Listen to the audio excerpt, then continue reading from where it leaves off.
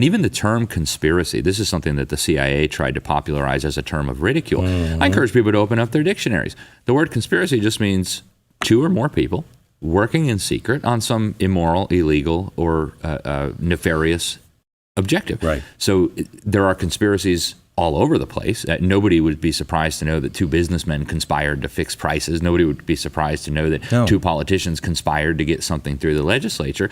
But we're trained, almost like Pavlov's dogs. We're conditioned to recoil in horror when somebody says the term conspiracy.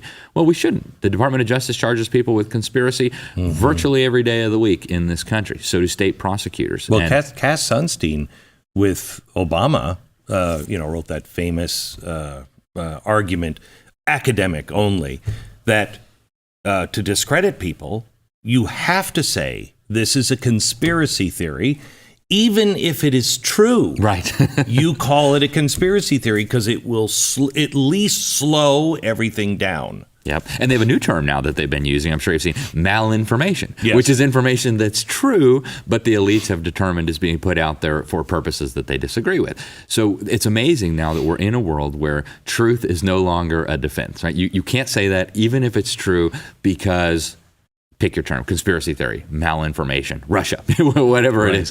And I think as people who value truth, we should stand on truth, regardless of what nudgers like Cass Sunstein want us to feel when we're accused of being so-called conspiracy theorists or whatever. But there is a difference, right? Like you said, let's define the terms.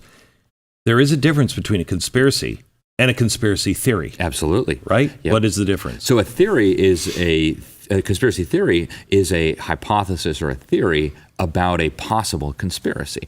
And everybody comes up with these. I mean, we're human beings. We're not animals, so we notice patterns. I don't think it's wise to promote conspiracy theories unless and until you have evidence proving that it's true. Correct. But the fact that there are conspiracies is irrefutable. To go back to Psalm 2, 3,000 years ago, David was writing about the kings of the earth and the rulers conspiring. Is how a lot of translations render that against God. It's the way humans are. Right. It's the way we operate. And, if you want to define conspiracy only as bad and evil, well, there are good conspiracies, I think, as well. People that get together and say, you know what? I think doing X, Y, and Z, I think the secret part is where it starts to get a little nefarious. But we conspire with each other to move things forward, and we're always, on both sides, convinced that it's good. Yeah. Well, and I think there is something in human nature where sometimes we justify things to ourselves that we know are not right. And I think there's a lot of that going on with the elites. To go back to what we started the conversation with, a lot of these guys justify conspiring with each other. And, David Rockefeller actually uses that term. To go back to David Rockefeller, if you get his autobiography, if you pick up the original copy, page 405, you'll see he's actually bragging.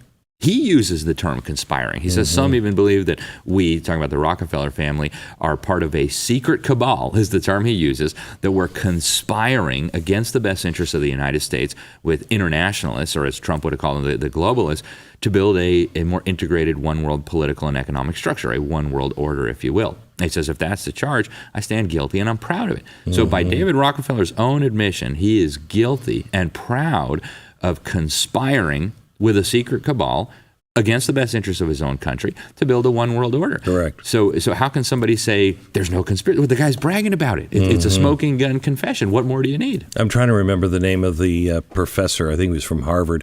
Wrote Tragedy and Hope. Carroll Quigley. Yeah. Bill Clinton's mentor. Right. And he comes out in Tragedy and Hope and says, there's this conspiracy. Wars will change. Everything he outlined is absolutely been happening ever since. And he said, we're doing it to build a more stable world. So there's no more tragedy like World War I and number 2. Wars will be different because we've tied all of our economies together.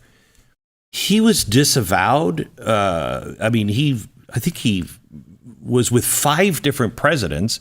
And once he wrote the book, they were all like, I don't know him. They really threw him under the bus. Yeah, threw him under the bus. But it's still not well known, with the average person that, they do admit this stuff. They do admit it. I keep a copy of his books in my office, A Tragedy and Hope, A History of the World in Our Time, and also The Anglo-American Establishment. And what he says is so fascinating. He's like, you know what? I agree with these guys. I've been close to them for decades, he says. They even gave me a period of a few years to examine their secret papers. And I agree, he says, with most of what they're doing. He said, my chief difference of opinion is that they want to be in the shadows. They want to be secret. And I think their role in history, he says, is significant enough that it ought to be publicly known. So that is the biggest thing for me on all of this stuff.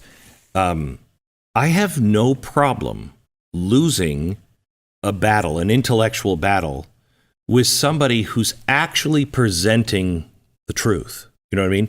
This is our goal. This is how we see things. This is the way we want to go.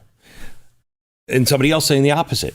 If you have that battle back and forth and it's honest, I don't have I may not like it, but I have less of a problem because at least that's what people decided. Mm-hmm. And who am I to say I'm wrong? They won't do that because, why should I engage with these idiots? Right? Yeah.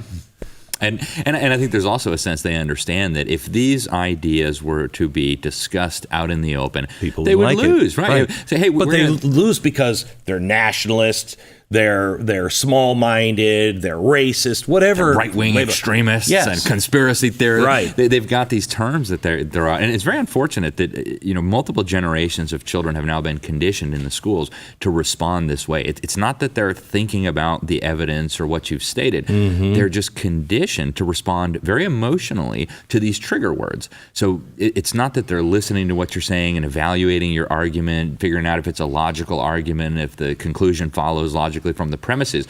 They're just having an emotional response. Like Pavlov's dogs were drooling. Well, there's a racist or conspiracy theorist without actually thinking about it. And so the people who are pushing these ideas know that if these ideas were to be discussed and debated openly, hey, we want to run your life for you. We think there are too many of you on the planet. We want to remove your ability to govern yourself as a nation. We want to move power and authority to regional and international institutions. A fair debate about that would absolutely crush this agenda. Yes. And so they can't let it happen. Correct.